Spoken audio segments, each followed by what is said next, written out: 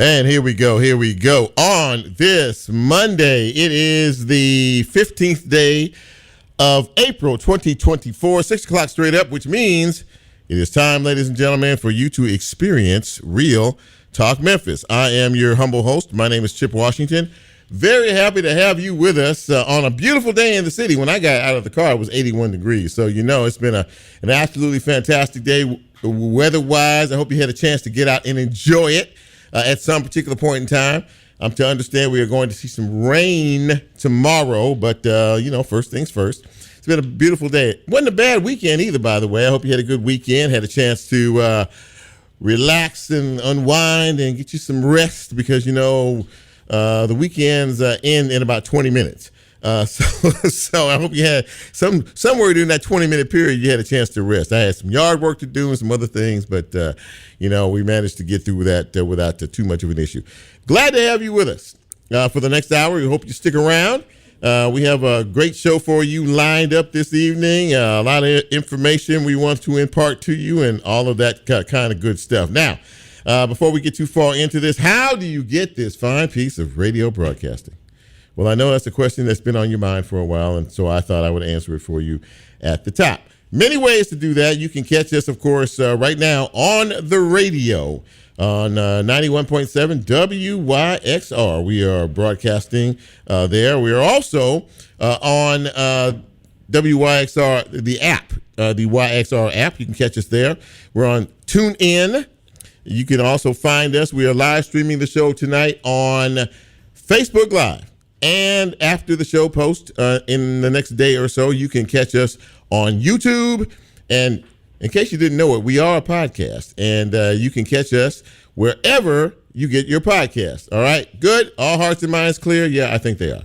Very, very nice. So anyway, in terms of the guest list this evening, by the way, should I say happy/unhappy tax day? This is April 15th. Which means taxes. I see. Lola's booing. I know. I understand all that. I'm just trying to be a responsible broadcaster. You have a real job. Yeah. Well, that's true. And so so I just wanted to let you know. Now, many people have gotten extensions. That might not be a bad thing. Just kind of push them back just a little bit. Give yourself some time to take care of your business. Having said all of that, Vincent C. Perry, who is a financial consultant, will join us in the second half of the show to talk to us about what is new in the world of the IRS and what maybe some things you didn't know about that may have changes that may have occurred. So we'll talk to him a little bit later.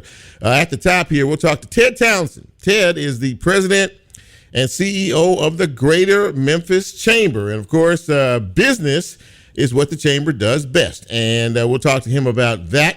And about some of the other issues that they are dealing with down at the Memphis Chamber. I can tell you one thing. You can always tell when there's a sign of progress going on when you see cranes everywhere and a lot of streets, you have to detour here to go there. A lot of that's going on downtown. So there's some growth down there, but there are also, some issues that many of us are dealing with in reference to crime and other things. And we're going to find out from Ted kind of, what he would like to see as we move forward. And we will speak with Leslie Taylor and Norman Blake. They actually created a website called Memphis Crime Beat. And many of you may not have heard of that or what that is all about, but it gives you kind of an insight into the criminal justice system front and center. And they will talk to us a little bit about why they decided that this was important to create, and more importantly, how you can be involved in it as well. But first things first, on this 15th day of the month, if you were born today or you had a birthday this weekend or have one this week, this is your time of show because this is where we give the shout outs. Because nobody does it like we do it here. We celebrate you because we appreciate you. And Lola's already stepping up to the plate. I already got the chair moving in position in terms of all of that. But before we do anything, we have to say, hit it, Bren. Happy birthday, happy birthday, happy birthdays going out to the following. Jared Price, celebrating his birthday today. Happy birthday. Audra Melvin, close family friend. Happy birthday, Audra, to you on this day. Happy birthday to Tina Lee Murchison. Nicole Simpson celebrating a birthday. as is Jai Harris. Pamela Barlow celebrating today. Happy birthday, Freddie Mac. Happy birthday, Eric Garrison. And Jacqueline Reed Wright. Lola. A happy birthday to my niece, Amber, whose birthday was on the 10th. Also, a happy birthday to my good friend D to the J and Adam Tack, whose birthdays were on the 11th. And the grandest, happiest birthday to my very own daughter, Addison Carruthers, whose birthday was on yesterday. She is 19. Happy Addison! Happy birthday to Addison. That baby girl, she's it. Go ahead. And she shares that birthday with her cousin, Harold Carruthers. Oh, okay. It's a family thing. It's a family thing, the Carruthers family. Well, listen, you tell Addison that Uncle Chip says happy birthday. Will do. Absolutely. Thank you, Lola. And ladies and gentlemen, all of you celebrating out there, we hope that your day has been filled with fun and laughter. And we hope to be with you next year as you take your next trip around the sun. Thank you, Brent. All right, some quick news and notes here before we get into the broadcast tonight. Many of us are aware of the tragedy that happened last Friday morning in our city when a Memphis police officer and an 18-year-old are now dead after an exchange of gunfire that wounded two other police officers and a 17-year-old as well. Now, the 18 and the 17-year-old were both suspects in this. And the 17-year-old is still in the hospital as we speak. The 18-year-old, unfortunately, did not survive his injuries. The officer that was killed was identified as Joseph McKinney, age 27. He was a father of a 4-year-old daughter, and he had a fiance. The suspect, the 18-year-old, Jalen Lobley, was arrested. He was the one that died in all of this. It turns out that he had been arrested and released from jail about a month ago on some rather serious gun charges and theft of auto and having a switch in his car, which basically changes a semi-automatic gun to an automatic rifle. The city is grieving now. Any loss of life is a big deal. Our hearts and our sincere condolences go out to the McKinney family, of course, and the Memphis Police Department and all those who knew him. And also we pray for the family of Jalen Lobley, who, of course, died in this incident as well. Any loss of life is a bad thing, and we extend our deepest condolences to those individuals and all those who have been affected by this. Cleotha Apston. Now, if that name sounds familiar, he was the individual accused of raping a woman in 2021 before he allegedly abducted and killed Eliza Fletcher, the jogger, about a year and a half, 2 years ago. Well, he was found guilty of rape and aggravated kidnapping in the rape of Alicia Franklin. Now, this happened actually before the Eliza situation, in terms of the Eliza Fletcher situation. It happened before, but he was sentenced in that case on Friday. Sad news coming out of Wynne, Arkansas. One man is dead, and at least 9 people were injured after a shooting at a block party in Wynne, Arkansas. That happened about 10 o'clock on Saturday evening. Shots were fired at a block party near the corner of Williams Avenue and Martin Luther King Street. The Arkansas State Police identified the deceased as 27-year-old Wynne resident Varian Campbell. We don't have any arrest in that case as of yet, but once again, we extend our deepest condolences and sympathies to all of those who were affected in this particular situation, and we pray that those wounded individuals will recover, and won't have too many issues after all of this. It's tough out here, ladies and gentlemen, and we say it all the time, and we know it. It is something that none of us can act like we can ignore. Crime is a big problem in our city. It is a big concern in our city, and after every tragedy, after every tragic event, that we need to put these guns down. And we need to find a better way to try to fix what is absolutely, most definitely broken in our city. And we need help from the legislature, which I'm not surprised to say hadn't done a whole lot in terms of all of this particular session, which is about to end. And I said it and I meant it. But in the meantime, we have to continue to pray, watch over ourselves, and watch over each other each and every day. So for the Memphis Grizzlies, the basketball season is officially come to an end. That happened yesterday, of course, the end of traditional basketball season before the play-ins and playoffs start. The Grizzlies played the Denver Nuggets yesterday, and they lost. But I will say one thing, the crowd showed up and showed out, man. It was a big crowd out there yesterday. So you know what? In spite of a bad season full of injuries and a lot of other situations, the Grizzlies are done now. And, of course, Ja's continuing to heal from his shoulder surgery. And so hopefully by October, as we get ready for another season, we'll be fired up and ready to go.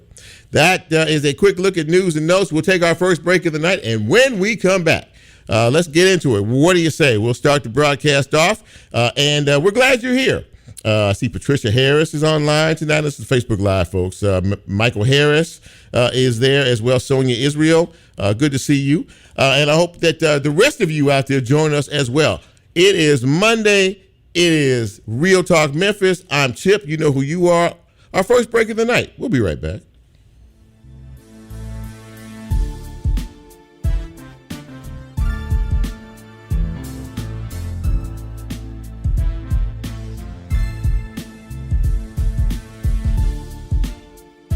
If you like Real Talk, here's a way you can get involved. Do you have a show topic idea or suggestion? Want to be considered a guest or have a guest idea? Then send Chip a message on his Real Talk show page and you can be a part of the Real Talk experience. So as he always says, go out and tell somebody. We'll be right back.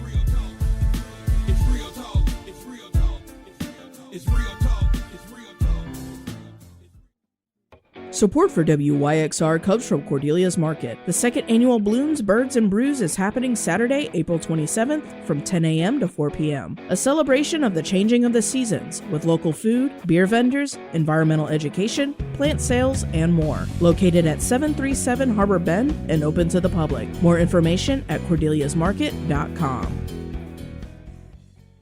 Support for WYXR comes from Tresvent, located in the heart of Memphis at 177 North Highland. Tresvent is where culture and community come together, offering independent living apartments and garden homes ranging from 650 to 3,000 square feet, as well as all levels of care in assisted living, memory support, and a 5-star health and rehab center. More information to schedule a tour at tresventmanor.org.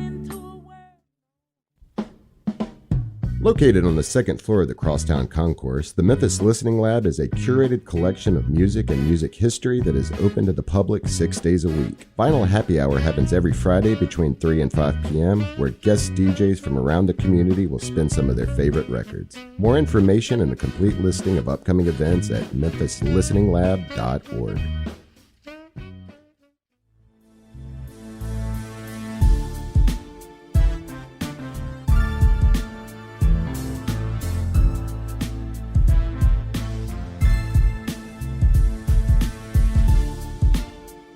Get Real Talk on the TuneIn mobile app under WYXR, and he's now streaming live on Facebook. And you can also catch a rebroadcast on YouTube. Just put WYXR in the search box and hit subscribe.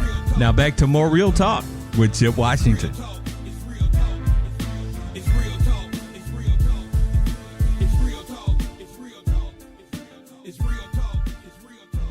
And welcome back to Real Talk Memphis on this Monday evening. Chip with you. Very happy to have you with us wherever you are.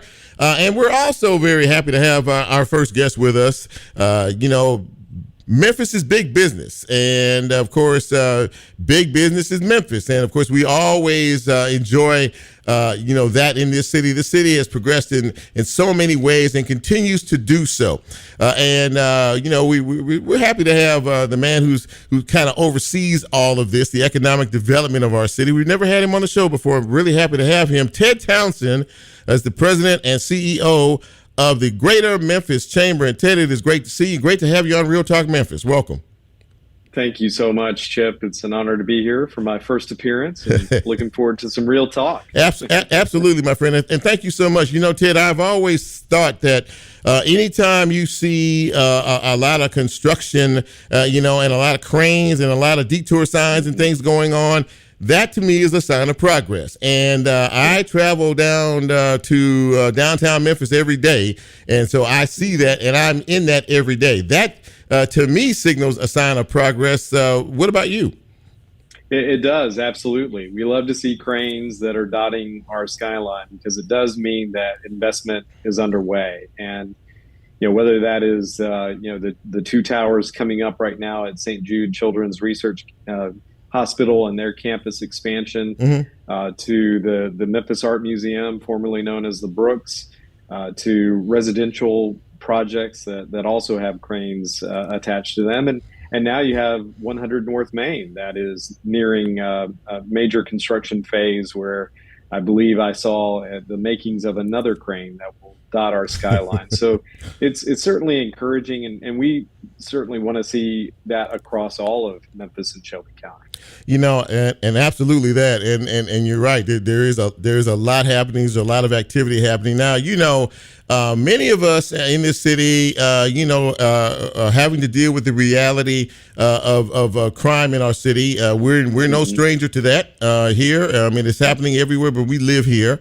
It is an issue here in terms of how we deal with it, how we address it, and more importantly, how it can affect us in the future. Now, you, along with several major corporations and businesses in your chairman's circle, wrote a letter to the state legislature last year expressing your thoughts and concerns. Tell me what the message was behind that.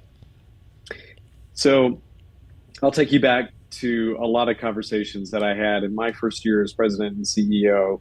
I got out and met with every one of our investors and other small business owners as well, to really get a sense of what they were looking for in a chamber. But I can tell you, every one of those conversations centered on concerns over public safety. And I quickly surmised that the chamber had a role, had a responsibility to lift their voices and create pressure and support to all officials that are responsible for our community's public safety. Look, these companies made it very clear.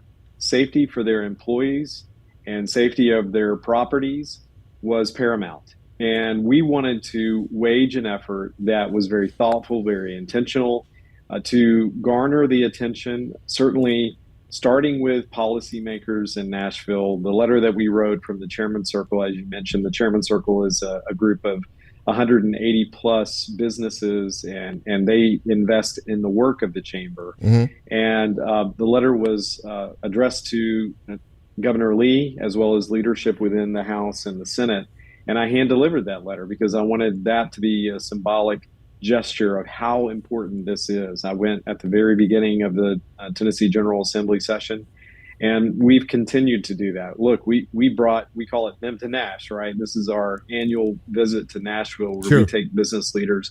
We had our largest delegation ever, Chip, and public safety was on the minds of each and every one of them. And so we want and expect that our policymakers in Nashville and here locally will become partners in that process to Memphis in creating a safer Memphis and Shelby County. We want their co-investment. We're certainly investing in the apparatus of public safety, but I think it's fair to expect that from the state as well. So our letter framed out some of the priorities. Mind you, it's not exhaustive because this is highly complex. We understand that there are a lot of things that need to happen to ensure public safety at the full spectrum, from focusing on poverty, which is a precursor to a lot of this, right? And then addressing when we do have repeat violent offenders, and how can we create a safer community for all of us, and better pathways and better choices for people that are facing challenges. You mentioned that, obviously there has to be a buy-in between what is happening in the State House and what is happening down here in Memphis and Shelby County. There has seemed, at least in my humble opinion, there seemed to be a disconnect between what is happening up there and some of the laws and legislation that is coming down, and it doesn't seem to be in a positive way in our direction. You are over an organization, as you said. There are probably, and I don't know, there are probably many projects or many individuals that you talk to on a daily, weekly basis, or organizations, companies, businesses who are looking to Memphis, to come here to set up shop. And for you, this has really got to be a critical issue. Am I correct in that? You are absolutely correct. And here's what's important. These are the stakes. And a lot of people don't realize what we have under management any given day here at the Chamber. What I mean by that, projects. You mentioned that word. We consider these business attraction opportunities. Right now, we have 42 shots on goal. We have 42 chances of getting this right and convincing companies to invest and create jobs here. That means all 42 of those projects equates to nearly 17,000 new jobs. Oh, wow. Backed by $9 billion of private sector capital. We want to win all of those. Will we? No. But the fact is, these are high quality jobs now, Chip. I mean, we're seeing the shift to advanced manufacturing and advanced industries. The average wage for these jobs that we're fighting every day to win is almost $53,000. Wow. I mean, that will change lives. A household overnight. Yeah. So we want to win those, but these companies are wanting to know, what are you doing to increase public safety? What are you doing to ensure us that when we put this investment here, and that's a lot of capital, right? How do we de-risk that? How can we assure them that they're going to have a world-class workforce and a safe environment for their families to thrive? And so it's one of those things that we have to weave into the positivity of the narrative that we're putting out there. And I don't stay mired in the challenges. I focus on solutions. Our business leadership and the business community focuses on solutions. And I'm now able to tell them what we're doing. The business community is playing an active role. We're convening these officials and we're talking about what their challenges are, what their plans are, so that the business community can plug into it, if possible. And that's a totally different posture and a position that we've ever seen before, I think. And it's really because of this hyper focus on crime in our community. And mind you, I welcome the loud voices from business leadership here, because if they were quiet and silent to this and resigned to the current or past situation of crime, then they will speak with their investment and they will leave. But if they are actively engaged, it means they care. They want to continue to double down and invest and create jobs here, and we want to foster that. And that's inclusion. And I'm listening to you talk about all of this, and you're reaching out. You're being proactive. You're not being reactive with a lot of people. What a lot of people do, they react when somebody comes at them. But you're saying, listen, we want your voices. We need your voices. We need to hear of your concern. If you're concerned, and there are concerns out here, we need to hear your concerns so we can pass along those concerns to those who might be able to change it. Am I on the right track with that? You are absolutely on the right track. And we have to be proactive. We have to reach out to all audiences that have a responsibility to this. And mind you, the business community understands what our responsibility and role is in this. But we want to continue to hold everyone accountable, including ourselves. To all partner on this and focus on what we can do together. We're not always going to agree. There are going to be, the sides of all of these issues, but we need to focus on the middle. And what are the commonalities that we can all agree to that we have to address? And let's go get those done, and let's stack some wins on top of another. And that again adds to the narrative that I'm putting out there to these companies that are, they're looking. I mean, we're in the final stages of several of these, right? And a lot of people don't realize that at any given moment we have visitors here that are considering us, and we want to show them who we truly are as a community. Those headlines, They don't define who we are. They change us, but they don't define us. And that, I think, has been a messaging platform that's really resonated. And we've been able to show them and tell them, hey, this is what we're doing. And you're joining this constellation of an active, engaged business community that expects a safer Memphis. They change us, they don't define us. I really like that. That speaks volumes. You know, we have a new mayor, and he is a very enthusiastic fellow, to say the least. And I know he is pro-business, and I know that you've had many conversations with him. It is a good thing when everyone is of one accord and on the same page, trying to be focused on the same direction, which is moving Memphis forward. And it sounds like you're pretty determined in trying to make that happen. We are very determined, and we have already communicated to Mayor Young that we are supportive of him and what he is attempting to do in his new administration with respect to public safety. Look, I would much rather have Mayor Young at a podium talking about a business win than talking about the tragedies in our community. And we've had that far too often. And those are going to happen, and we have to be attentive to those and sensitive and really provide that outreach. But again, I feel that there's so much opportunity. If we can get this fixed, Chip, I believe that based on what we see and hear from companies and site selection consultants, Memphis is right now the next great investment opportunity in the country. All right. And we want to seize the day on that. Yeah. That's not hyperbole. I've done this a long time, and I know I was in Nashville as Deputy Commissioner for Economic Development during its explosion. We have by far the same, if not more, key ingredients that Nashville had at that time for Memphis to have that same level of success. So we are going to continue to work with Mayor Young. I mean, this is a guy, mind you, on election night that runs out to who run it. I mean, that's who we all, that's the mentality we should have right now. That's we very true. run it. Yeah. We run it together. Yeah. And we believe in our Memphis, and we're going to continue to passionately advocate for that. Ted Townsend, President, CEO of the Greater Memphis Chamber. Chase, you got me all fired up. Now I'm ready to roll now, man. Hey, let's go, Chip. Let's get it. Everybody's in economic development. Everybody. That's exactly right. That's exactly you, right. Me, everybody. Yeah, let's go. Let's make it happen. Man, listen, thank you so much for taking some time out of your schedule to come visit with us tonight. Really appreciate it. And you're invited back anytime. Thank you so much. Hey, thanks for your time. Thank you. All appreciate right. it. Thank you. Take care. Ted Townsend, ladies and gentlemen, President and CEO of the Greater Memphis Chamber. Yeah, and, we're all in this together, period, regardless of all of the challenges that we're facing. The bottom line is that, you know what, optimism has to reign or else we're not going to get anywhere. And we really appreciate him taking the time to be on the show tonight. We're going to take another break. When we come back, we're going to shift gears a little bit and talk to a couple of folks who are very interested in the criminal justice system. This is Real Talk Memphis. I'm Chip. We'll take a quick break. We'll be right back.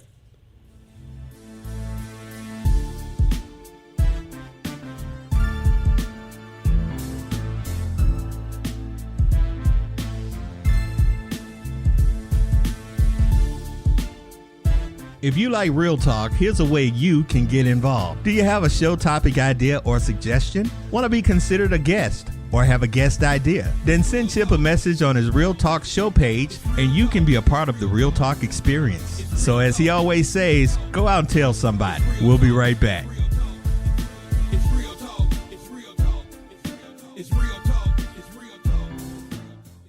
Programming on WYXR is brought to you by a grant from Arts Memphis, who has been working behind the scenes for 60 years to support and amplify arts events, programs, and experiences that together make a more vibrant and accessible Memphis arts scene. I'm Patrick Tamburino, host of the Techno Strategist podcast. Join me as we navigate the ever-evolving world of IT managed services and beyond. We'll explore everything from selecting the ideal tech partner to the forefront of cutting-edge technologies, all infused with my own unique perspective and hopefully a touch of humor. Don't forget to tune in to the Techno Strategist on the WYXR Podcast Network. For more information, head over to wyxr.org.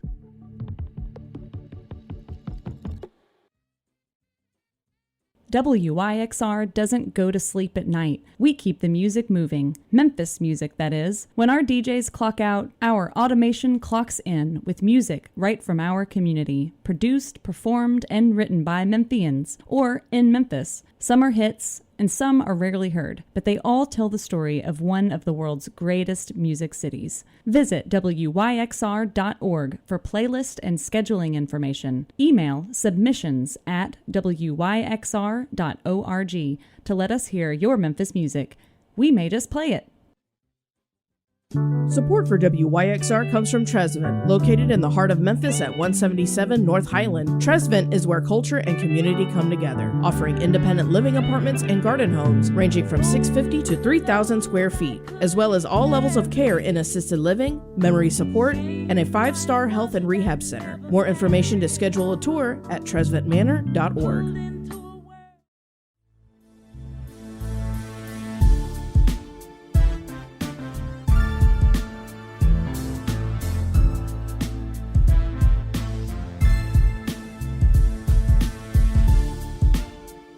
Get Real Talk on the TuneIn mobile app under WYXR, and he's now streaming live on Facebook. And you can also catch a rebroadcast on YouTube. Just put WYXR in the search box and hit subscribe.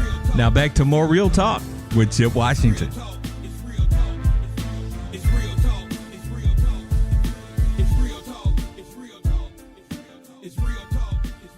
My goodness. All right, welcome back to Real Talk Memphis on this Monday evening. Chip Washington with you. So happy to have you. There's a lot of folks checking us out on live stream tonight. Myron Lowry and Denise Harden is checking us out. Diane Towns. Look at that. Nelia Dempsey is watching us. My boy GKP is online, as is Catherine King, J.W. Gibson, Dr. Jamel Major. The Dr. Jamel Major is checking us out. Thank you all for taking some time this evening. Rachel is online too. Michael Harris. Yeah, you guys are the best. I really appreciate it. Okay, do we have our folks online here? We had a couple of folks here that we wanted to talk to about something called the Memphis Crime Beat, and I saw one of them a minute ago. And her name is Leslie Taylor, and I don't see Leslie. She just disappeared on me here. Oh, hey, it's Leslie. I'm glad you're back. I was getting a little nervous there, but I'm glad to see you. How are you tonight? I'm great. How are you doing? I'm doing great. Now, you and your friend Norman Blake, and I don't know if Norman may be having some issues getting through to us. He's trying to get through us on his iPhone, but we'll carry on the conversation. Now, you guys created something called the Memphis Crime Beat. Now, for the uninformed, Leslie, tell us what that is and what its function is. Sure. So Memphis Crime Beat is a 501c3 nonprofit organization. And Norman and I started it with the one goal of reducing crime in Memphis and making our city safe for all citizens. So how do we go about doing that? What is the process involved in a Memphis Crime Beat? Well, that is a great question. And I'll be honest with you, I am an engineer by training.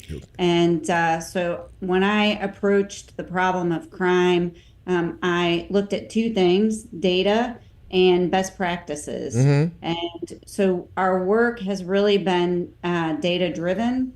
And one of the things that we've learned, unfortunately, is that the data, especially the data available to the public, isn't particularly high quality. So that's one of the things we're working on, is to encourage our elected leaders to improve the data and transparency in our city, because we can't measure where we need to go unless we know where we are. Wow, that is a very strong statement that you make, and it really is. Information is power. Like you said, if you're not equipped, then you can't move forward in this. I saw a story, a television story on you, which prompted my interest to try to reach out to you. And you go to various court cases. Do you throughout this in some of the various courtrooms? Is that right? Yeah. So, like most Memphians, we had been hearing about all of the problems in the court system. And we've been hearing a variety of reports about what was going wrong. And I had also heard that there were several organizations that were going to start a court watch. And I said to myself, well, if one of those organizations starts a court watch, that would be great. But if nobody does by January 8th, I'm just going to start going down there to court and see what's going on. And that has grown into a group of volunteers. We now have about 20 that are volunteering their time to go and sit in court. Right now, we're just covering the state courts, but as we get more volunteers, we'll be able to expand into the general sessions courts and the bond hearing room. And they go down and sit in court and observe what's going on and report back to us. So what is the end run here? What are you trying? You said you're gathering information, and data and everything else, which is something that most of us, on the regular don't get privileged information in reference to all of that. But what do you hope to gain? Now, you say you have 20 volunteers that are doing this and you're trying to grow this thing, because interest in the criminal court system, and you can tell me if I'm wrong or not, Leslie, is on a very high level, especially with what we're seeing these days in that system. Am I correct in that? You are exactly right. And I think, with the issue with Officer McKinney, it has really come to a head and people are paying attention, which is great, because I like to remind people the people running our justice system are our elected leaders, and that makes us their boss. And if we're not paying attention to the work that we're doing, we can't manage them effectively. So we really, especially right now when we're having problems, we've got to roll up our sleeves and pay attention to what's going on, because that's the only way that change is going to happen. Yeah. So we have 3 goals with our Court Watch program. The first is we want to provide citizens with information about how well their elected leaders are doing their jobs. The second is we want to identify bottlenecks, inefficiencies, problems in the system that are resulting in court delays or, other problems in the court system, like the issues we're seeing with bond setting right now. Yeah. And then the third is to encourage citizens to be more active in their local community. So when a volunteer goes to court, they're definitely going to come home and talk to their family and friends about what they've seen. And those people will talk to other people, and people will just hopefully start being better informed about what's going on. Is the access to information, is that one of the most frustrating things? I mean, obviously dealing with this on a daily basis, a weekly basis, or however often it is, there has to be some frustration involved in all of this, because we see little snippets of it on the news, we hear about it and read little snippets in the newspaper, but to be in a courtroom when some of these active trials and cases are going on, I mean, there has to be, some days where it is extraordinarily frustrating, because if it's frustrating for me just on the outside watching, I would imagine that might be a little higher for you actually being in the courtroom. In some courtrooms? You're exactly right. Some days it is very frustrating. Yeah. And I know the issue of data is frustrating for a lot of organizations who are trying to figure out what's going on. And we just need to keep working at that. But, one of the things I've learned is that data is as much of an issue of trust as it is anything else. So we're going to have a really hard time sharing data if the organizations that we want to share think that the data is going to be used against them. And that's one of the reasons, we're a nonpartisan group. We're not purple, we're not blue, we're not red. We just want to come in as a neutral party and observe what's going on and see if we can make recommendations to improve things. And there's some other groups doing similar work, but we felt like maybe they didn't come across as neutral as what we're trying to be. And we feel like if the organizations in Memphis feel like we're not out to get them or attack them, that we're just trying to help, that they might be more willing to share and work with us. How important is it? I know this is a simple question, but it needs to be asked. How important is it for all of us, or for people, to really pay close attention to what the criminal justice arena is doing, And for people to become involved in this, and I'm going to ask you before you go, people want to know more about Memphis Crime Beat and how to get involved with that. You'll let them know in a minute. But really, from your perspective, and how long has this been going on now? So I started the Court Watch January 8th. It just started as me first. Right. I had to go in myself for a while before I could figure out a system that other people could utilize. Right. And then Norman Blake and I started working together about 18 months ago. Mm-hmm. So we're relatively new. Mm-hmm. So, and having said that, how important is it as you are finding, as you do this on a daily, weekly basis? Is it for people to want to know what is going on, and for people to want to get an understanding of so many of the questions that we have that we don't have answers to? How important is it for people to want to be involved in something like this crime beat that you're doing? It's super important, and I wish that we lived in a world where everyone did their job the way that they should without oversight, but unfortunately that's not reality.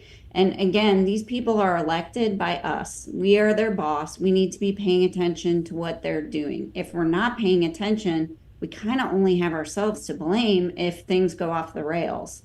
That said, you mentioned being frustrated. I do think Memphians get frustrated because the reality is everyone's busy with their own lives, raising kids, going to work, trying to pay the bills. Sure. And a lot of people can't go down to the court from 9 to 1. They can't go to city council meetings. They can't go to commission meetings because it's during business hours. Yeah. And when you feel powerless to do something, people tend to check out. So that's another thing we're trying to do, is to give people actionable things that they can do based on things that we've found. So if we come across an issue, we may come back to our citizens and say, hey, this is going on. If you feel strongly about this issue, here's the emails for all your city council representatives. Email them or email the commission. There are things that people can do even if they're going to work every day. Amen to that. Before I let you go, if anybody is listening to this right now and is interested in finding out more information, please share that with us. Yeah, so we don't have any requirements for our Court Watch volunteers other than that you want to do it. Mm-hmm. And our website is memphiscrimebeat.org, or you can email us at memphiscrimebeat@gmail.com, and we'll send you the information about being a Court Watch volunteer. I promise it will be very gratifying for you, and it will help your community. Leslie Taylor from Memphis Crime Beat. Listen, thank you for coming on the show tonight. This has been very interesting to me, and I'm hoping for our listening audience as well. Really appreciate you. And anytime you want to come back on the show, some things that have happened of particular interest to our community, you're more than welcome. Thank you for coming on tonight. I appreciate it. Oh, wonderful. Thank you so much for having me. I appreciate it. Have a great night. Thank you so much. Ladies and gentlemen, in order to make change, you got to be about change, and getting involved is not a bad thing, actually. So we thank Leslie for being a part of the show. We're going to take our final break of the broadcast, and it's tax day, ladies and gentlemen. Yeah, I know, boo, hiss, boo, boo, boo. We are going to have someone on deck who is going to talk to us. He's a financial consultant. Talk to us a little bit about maybe some changes in the IRS this year, some things that we need to know, maybe some things that we don't need to know. On this Monday edition, great to see you all out there this evening. I hope that you've enjoyed the show so far. Hang on in there. We'll be right back.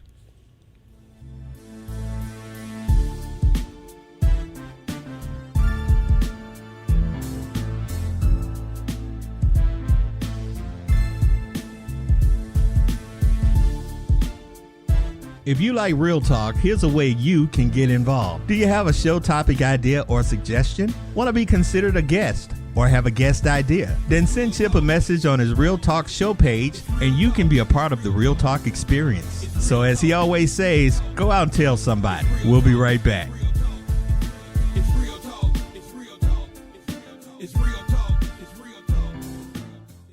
Stereo Sessions returns with Must Hear Memphis Records. Join us for the kickoff of our third season celebrating Memphis music with the Hellcats and their album, Hoodoo Train. Immerse yourself in the roots punk scene as we delve into the full album and host a conversation between the Hellcats, host Greg Cartwright, and historian Robert Gordon. Don't miss out. Market calendars for April 10th from 6 to 8 p.m. at the Memphis Listening Lab. RSVP at wyxr.org/events. Hey, I'm Will from Crosstown Brewing Company. We support WYXR 91.7 FM. A favorite beer is just like a favorite song. We feel something new every time we encounter them. Cheers to playing the hits and tasting the notes.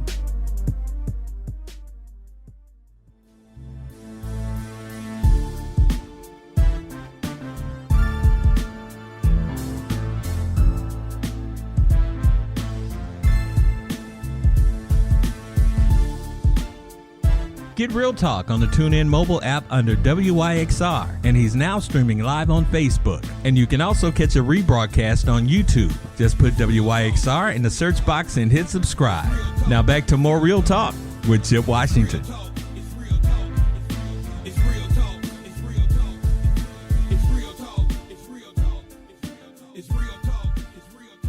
And welcome back to Real Talk Memphis on this Monday evening. Chip with you. Glad you are with us. And as I alluded to at the beginning of the broadcast, today is April 15th, and we all know that is tax day.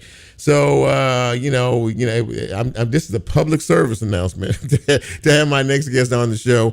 I'm to understand he's a Central Warrior. I think he probably knows what that is. But in any event, we're happy to welcome to the show Vincent C. Perry is a financial consultant. And Vincent, it's great to see you again, my friend. How are you? I'm doing great, Chip. Good to see you as well. Absolutely that. So, Denise Harden says, hello, Central Warrior. So you're a Central Warrior? Is that where you? I am indeed. So some of us like to refer to that as the high school. But anyway, okay, all right. That's for another conversation. I'm out of that discussion. I promise you that. Exactly. But listen, welcome to the show. So it is tax day. And, of course, it's the day many of us dread now. It seems to me, from what I heard, on some other broadcast, a lot of folks go to the extension thing. The extension. A lot of folks are not ready for this day, and depending on who you talk to, some people may say it's a good thing to file an extension, so you don't feel so much pressure. Do you have a thought about that one way or another as a tax consultant? Yeah, so I am a financial professional. Been with Ameriprise for 26 years, and we don't give specific tax advice, but we work very closely with our clients and prospective clients, tax professionals, and so we always recommend folks who listen reach out to a tax professional. As it relates to extensions, one of the things that people can do if they are not ready, if they don't have their forms together or documents that they need, they can file an extension, but that doesn't give them an extension to pay. So it just gives them an extension to file. So that is a key distinction that you want to be aware of. It's a big point there that you just made. Are there anything new or anything in particular that many of us may not know or be aware of that we should be aware of when this time of year rolls around? Great question, Chip. So one of the things that we recommend that folks be aware of is their tax bracket. And so here in the United States, the U.S. has this so-called progressive tax system where the more money you make, typically the more you have to pay. Sure. And so there are seven brackets, and depending on your filing status and how much money you make, you certainly want to be aware of what bracket that you are in. And then another thing, people want to be aware of is this, what we call interest-free loan to the government. A lot of people like to get that big refund when they file. But the thing about it is, the government has taken money out of our income, out of our paycheck throughout the year. And then when we file, the government returns a portion of that to us, but with no interest. And so what we do is, we tell people, listen, go to the IRS.gov site. They have a withholding estimator to allow you to play around with your particular filing status to see how close you can get to zero. You don't want to overpay, but you also don't want to underpay as well. Right. And so if you find that you need to make some changes, you can always file a W-4 form, give that to your employer to make any changes so you don't over or under withhold to avoid that interest-free loan to the government. Now, I don't know whether or not you can answer this question, but there seems to be, and this is just a general governmental question about the IRS and the way they do, how they do, what they do.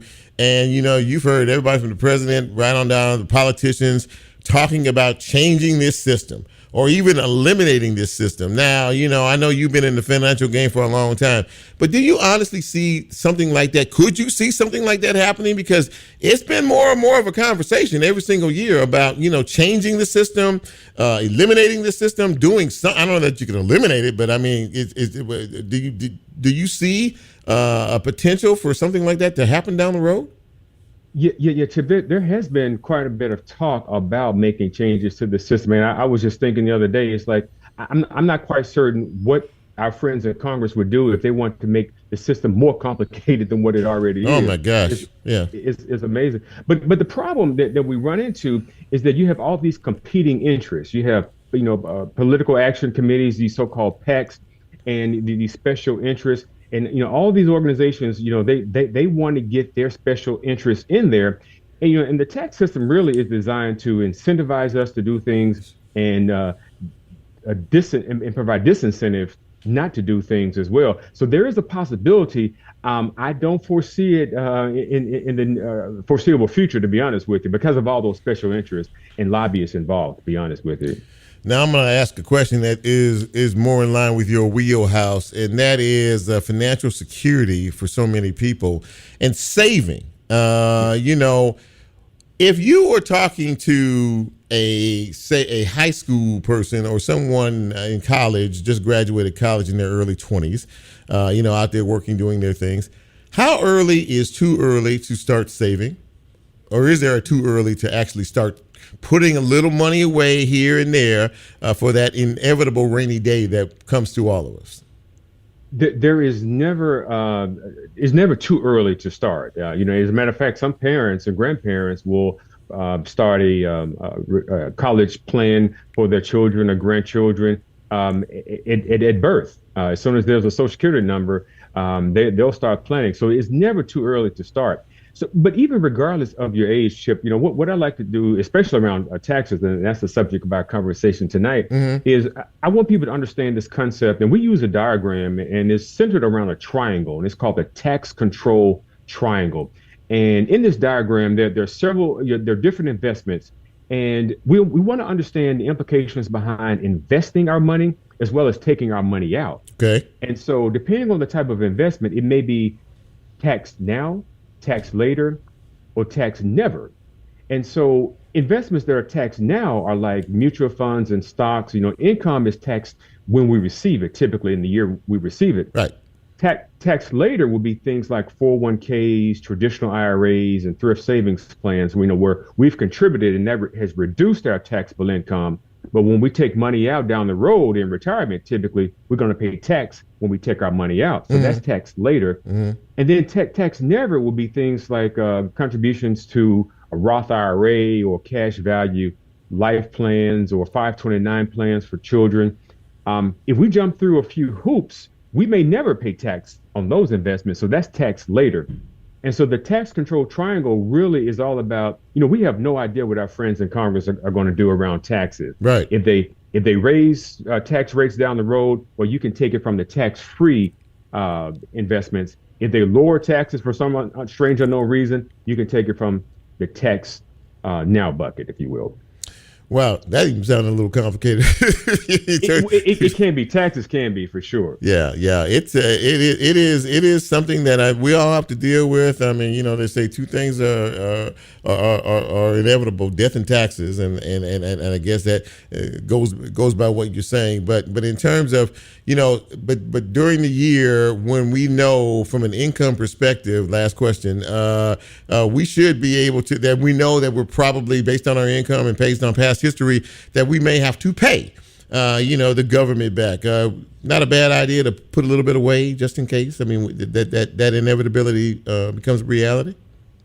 I think that's a great idea, whether it's some type of cash account that you're contributing to on a regular basis. For those who are business owners, go ahead and do those quarterly estimated taxes, to pay a little bit every quarter based upon your projected tax liability. And then even if you're not a business owner, set aside a certain amount every pay period in an account that's going to gain interest. Yeah. So to that inevitability that you alluded to, when tax man comes knocking at your door, you have money readily available so you can pay it.